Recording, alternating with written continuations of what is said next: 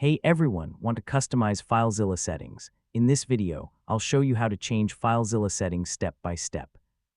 Yeah, adjusting these options can help improve your file transfer experience, change interface preferences, and make FileZilla work better for your needs. First, open FileZilla on your computer. Once the program is running, click the Edit menu at the top of the window and select Settings. The Settings window contains different categories where you can customize FileZilla. This is where you can control everything from connection options to display preferences. Start with the connection settings. Here you can adjust timeout duration, proxy settings, and FTP connection options depending on your network requirements. Next, explore the interface settings.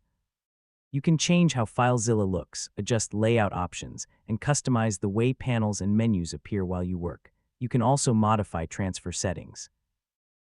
These options let you control things like transfer speed limits, simultaneous file transfers, and how FileZilla handles completed transfers.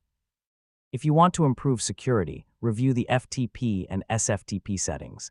You can manage encryption preferences, certificate handling, and other connection security options.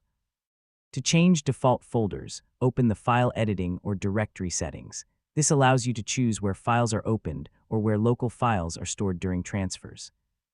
After making your changes, click OK to save the new settings, so your updated preferences will now apply whenever you use FileZilla. If you ever want to return to the original configuration, you can revisit the Settings menu and adjust individual options back to their defaults. And that's how you change FileZilla settings.